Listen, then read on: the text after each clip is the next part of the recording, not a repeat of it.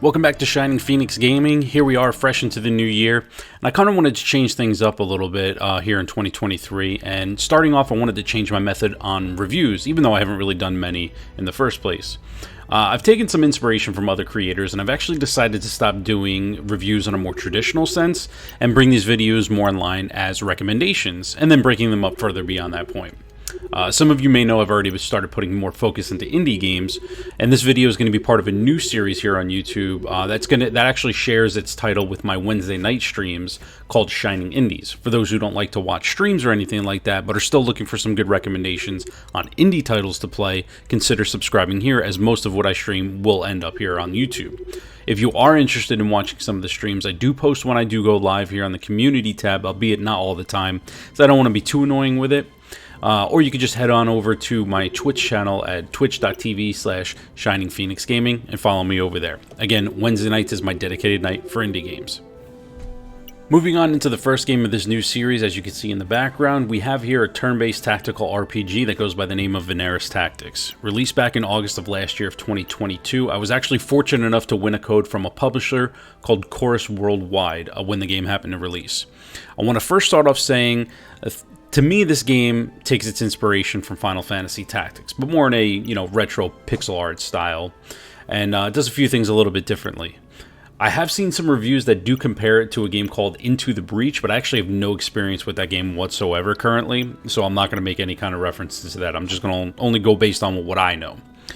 We start off here with two of our main characters, a brother and sister duo by the names of Morgana and Nigel, and then eventually Nigel's son, who also is Morgana's nephew, Adrian, as they try to escape years of struggle and essentially slave work from those that took over the northern regions while vilifying any and all who come from the south. This is especially difficult for these three, as Nigel does have a second son, and by extension, of course, Adrian a brother, as well as Morgana having a daughter, both of whom have been taken away at the age of 10 to indoctrinate them and convert them into their religion and following what they want to follow, the northern region. And now they're being forced to leave, and they have to end up leaving them behind so they can make their escape. It's actually pretty gut-wrenching in my eyes in particular, as most games do focus on the children growing up and leaving their parents behind or going off on their own as they've either passed or were murdered. You don't normally see it the other way around, and me being a parent, that actually does hit on a couple of different strings for me personally. Battles do take place on a grid with various obstacles and heights, however the map cannot be rotated. Prior to battle, you'll be able to place your units within a certain starting area. I do like how in this game you are allowed to see the placement on the battle map itself while you're doing so, unlike in Final Fantasy Tactics where you've only really got the gray squares and the layout and nothing more. There's two speeds to the game, your normal speed or 1x, and you also have your double speed or 2x. To me, the standard speed seems a little bit too slow, while the double speed actually seems a bit too fast. An option somewhere in the middle would have been nice, as I would like not to bulldoze my way through these fights, but also at the same time, I don't want them to slog on either. Each character can either use melee or ranged attacks, with a few learning various skills or magic spells. When it does come to the weapons, most of the characters have at least two different types that they end up having the ability to use. One may be more powerful than the other, while the other, or the weaker of the two, may have added status ailments, as we see on knives, or guns having a longer range than its more powerful crossbow counterpart. Spears can reach a little bit further, but they're not going to be as strong as swords and so forth. Attacking from the sides or the back does give you a better chance to strike versus head-on. There's no skill trees or anything like that, no branching paths. This game is a little bit more simplified than that in its design. As you level up each character that joins, they have a specific set of skills that he or she will learn as they level up at certain different thresholds. You actually can't see what they are. You just level up, and then boom, there they are. Conditions for victory are set in place prior to the start of battle. There seems to be no penalty for losing any units unless you do happen to have to protect somebody. No cost for any kind of resurrection or anything like that, so just go all out. Once an ally or enemy unit is defeated, that's it. They're done until the end of the battle. Max level for all the units is level 20. Something on that, I'm going to touch on that a little bit later on. Now, after battle, you're greeted with some more dialogue for the story, and then presented with the world map. You've got blue circles and, little icons, of course, indicate places to shop. Green are battlegrounds that you've fought and you can return to for additional XP, and red is going to progress you through to the next parts of the story. In the shop, you're going to be able to buy and sell various weapons, shields, accessories, and items.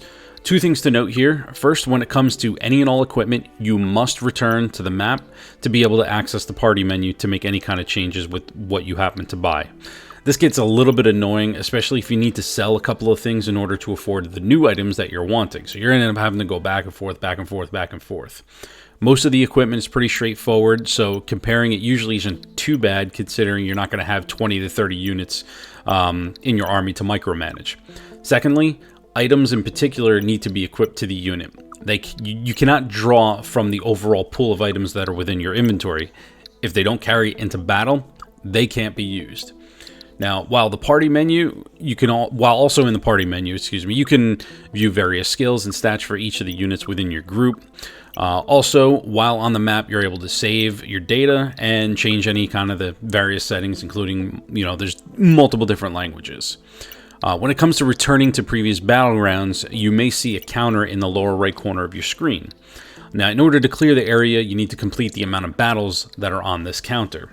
The final battle usually ends up in having a really strong unit or a boss unit to take out that amps up the difficulty. Now, should you come out victorious, of course, you're granted with a nice big boost of XP, and in some cases, like we are here with the first area, you're actually granted an item, or in this case, a piece of equipment. Each area will turn gray upon completion, and you'll unlock an achievement. You'll still be able to return and grind out more XP and gold if you'd like to, but it's only going to be normal battles for that particular area going forward.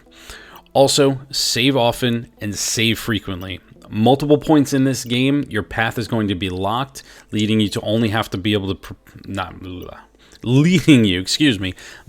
to only go forward. You're not going to be able to backtrack any longer. It happens at multiple points within the game. Music here is pretty great, ranging orchestral scores, various tempos depending on the situation at hand, really sets the tone and the emotion for what's happening on screen. Pixel art here is pretty simple, yet satisfying. Old school look, the gameplay mixed together with the music, it becomes a really big joy to play. I will say there are actually a couple instances of reused assets, as it is with the case with most of these games anyway, that have multiple generic units or characters. There is one instance that did throw me off in the earlier parts of the battle on the wharf, where you see two female thieves. They actually look like they're dressed like mages, they got the hats on and everything, and sure enough, they actually were casting spells. Not sure if this was a typo or just a mishap or an overlook when they were naming units here. Now, the last thing I want to touch on here is the length of the game. Now, I'm not sure if there's been any complaints on this at all, as I haven't read all the reviews. And earlier I had made mention on the max level only being 20. Most games like this, it's usually like 50 or 99 or something like that. But I will preface in saying, going into this game, I knew it wasn't going to be that long. I've seen on Twitter the devs have stated that this game is meant to be more of a short story, not a full-length feature game. Now, I personally don't have a problem with this whatsoever, and especially for the fact that they were actually transparent about this.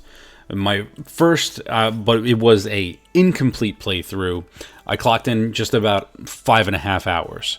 Now, if I was going to go for full completion, all achievements and everything like that, I would estimate we're looking somewhere closer to the 8 to 10 hour range, depending on your speed and your skill, and also whether or not you're actually using the 2x speed boost during battle. Now, before I wrap up, I did want to point out two things here. It made me pretty glad, actually, that I delayed the video a couple of more days. I did want to release it over the weekend, but I'm glad I happened to delay it until now. First off, the game is currently on sale for 20% off on Steam until January 24th. And secondly, just announced earlier today as the recording of this video, the game is actually going to be coming both to Switch and Xbox consoles very soon. No other details such as the actual release date for this or whether or not it's going to end up on Game Pass. So that's going to do it here for my first of many in this new Shining Indie series. Leave me a comment down below telling me what you think and whether you plan on picking up the game, or if you already have, tell me your thoughts on how you like the game. I don't have any kind of new cool closing or any kind of slogan or anything like that just yet. So I'm just going to say thanks for tuning in, and I'll catch you all in the next one.